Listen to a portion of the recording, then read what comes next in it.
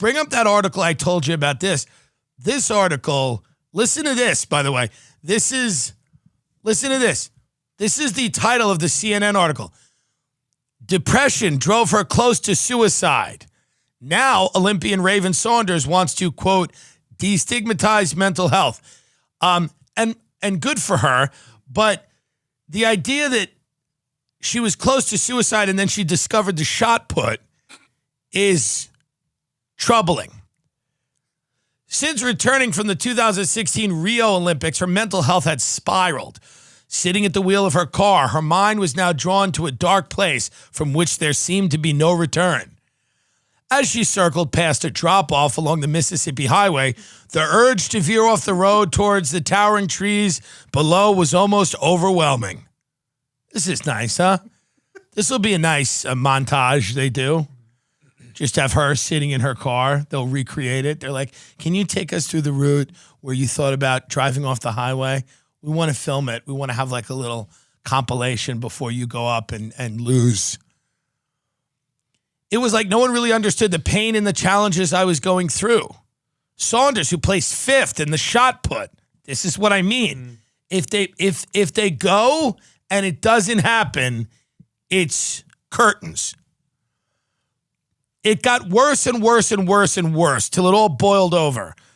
I remember in the morning just going through the motions, kind of being in a daze, having things to do, but not really having any motivation or any care to really get anything done. Then hopping in my car and driving and looking at that spot. A few months before, Saunders had considered how the chances of survival would be slim if someone was to drive off the edge of the same drop-off she now circled past. However, it was an impromptu text to a former therapist, really a last-ditch effort that saved her life. She soon received a response. Was it BetterHelp? Providing her with the reassurance and courage to go home and get the help she needed. Today, she's preparing for the Olympic trials in June with the prospect of her second Olympics looming. She wants to, quote, destigmatize mental health and help others who, like her, can get caught up in cycles of depression and anxiety. So these are the types of stories you're going to hear at the Tokyo Olympics. I mean, there's not going to be any more cute, like, stories where it was like, this athlete, we always knew they were special. It's going to be like, I wanted to hang myself. And then I decided that my only hope was fucking synchronized swimming. I had an eating disorder for many years where I would vomit up everything that I ate. But then I realized that positioned me perfectly to be a synchronized swimmer. And I like it because only my legs show and the rest of my body's in the water because I still can't look at myself without wanting to purge. But I can look at my feet, and those are the only things that come out of the water. I keep them perfectly pointed. I mean, get ready for the tragedy like you have never. I mean, it's going to be, and it used to be like they were athletes, and it was like, great athletes that had like worked their entire lives at being athletes. Now it's just going to be people who you're worried about and you don't think they should. You actually go, we don't think you should go. We don't think you should do this. Like after I read that, I go, I don't know if you should do this. What happens if you lose again? What happens if she comes in and this time she comes in 7th? It's back to the car. Isn't it? That's a problem. She's going to be driving on that same fucking stretch of highway. It's going to be sad. And now with COVID, there's going to be like some memorial in Japan to COVID, which people are still dying of COVID, by the way. Yeah, Osaka's getting ravaged. Yeah, they're getting ravaged. So what they're going to do is they're just going to release those lanterns into the air and one represents everybody who is still in a hospital bed. It's going to be a very strange Olympics, I think. We don't need it. We can skip it. No one believes that they're going to be in the Olympics, by the way. Like, no one gets, like, very few people get into the Olympics. Nobody, like, my mother was a swim coach, and I think a few of those people got to the Olympic trials. It's very, very tough to get into the actual Olympics. It doesn't motivate anybody. It might, but I just don't think it matters anymore. It doesn't really matter anymore. And I don't remember the last time anyone I know has said, "Did you see the Olympics?" I don't care. I don't root for America. I don't care who wins. I don't really care. I mean, that's the other thing. Does anyone give a shit if your country beats another country? No one really cares anymore. We've gotten soft here. We're probably going to lose. And aren't these people all junked up anyway?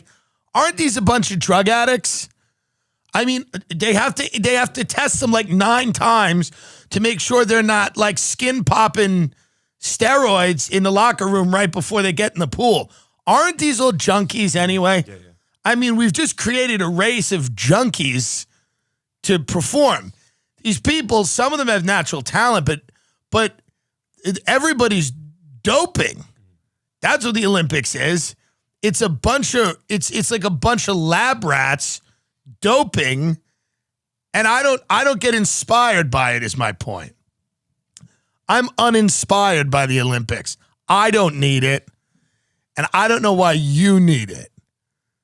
But it's an antiquated idea.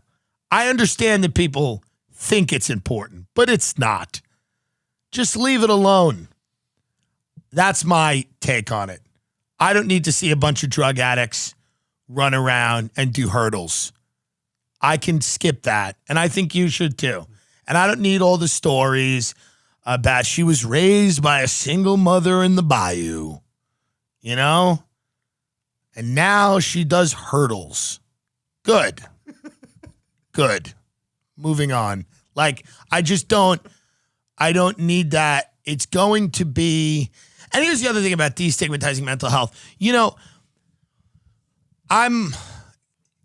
Let me say this at the risk of offending anyone. Can we destigmatize people who aren't mentally ill?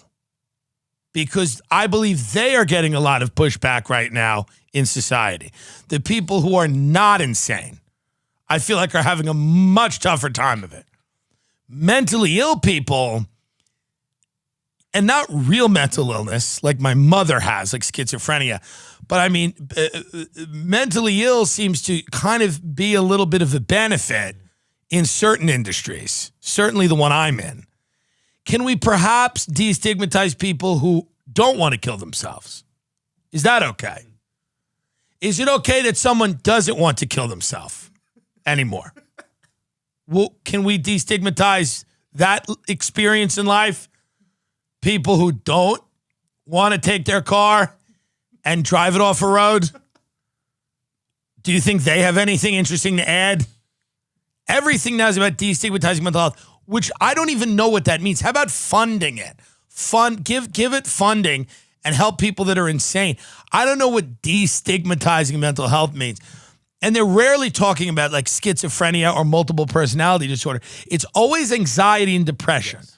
It's never any of the serious, real bipolar. It's always anxiety and depression, which can be real and can be serious.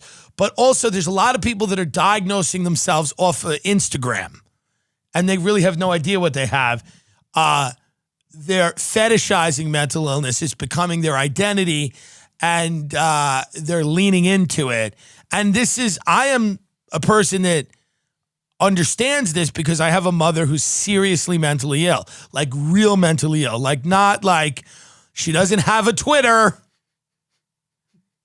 They're not doing a profile, her in Rolling Stone, Chris Gethard. Like, she's actually mentally ill. It's not like a way to just put a bunch of young kids in a room and make money on them. Just she's got an actual problem. So that's my concern only. My concern is that, but no, it'll be fun. Get me some inspirational Olympic style music. Okay. I want to read this again with some inspirational Olympic I just love on YouTube, Tim Dillon discusses birds. Oh, from that was a good episode. I don't even remember Monkey that. sex traffickers when the bird was screaming outside. Yes. Olympic sport, music free, no copyright. Let's try this one.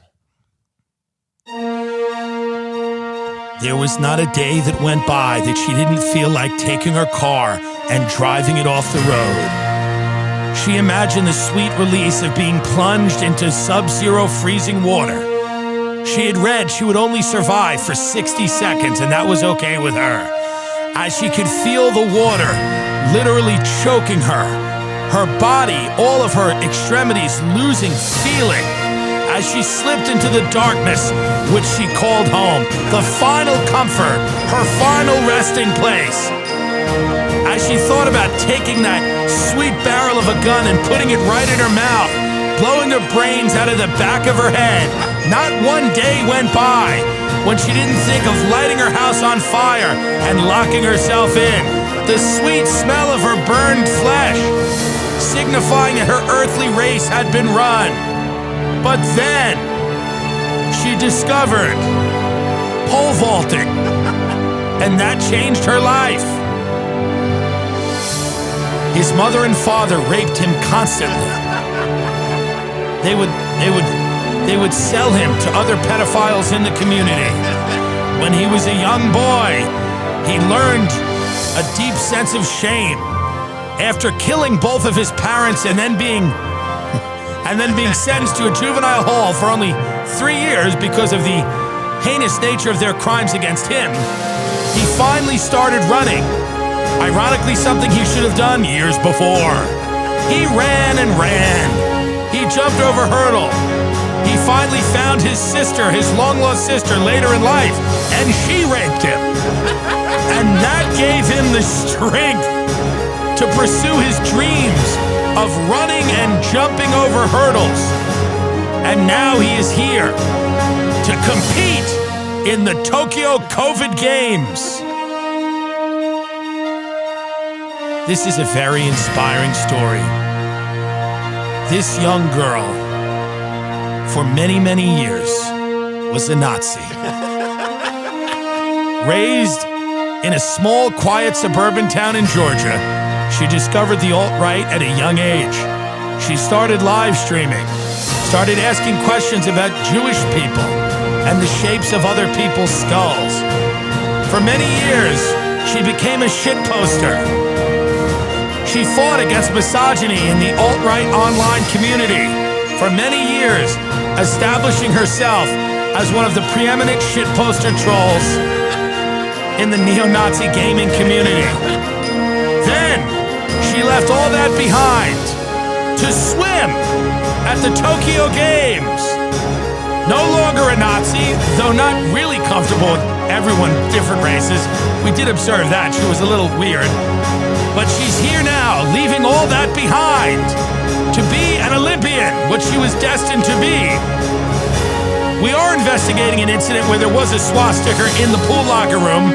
We're not accusing her, but we're not exactly exempting her either. But that's what you're going to get at the Olympics this year. It's just going to be a horror beyond human comprehension. And you're just going to have to sit there and go, oh, good. Who's competing now? It's the ex-Nazi versus the person whose parents repeatedly raped them. Tough call. We don't know.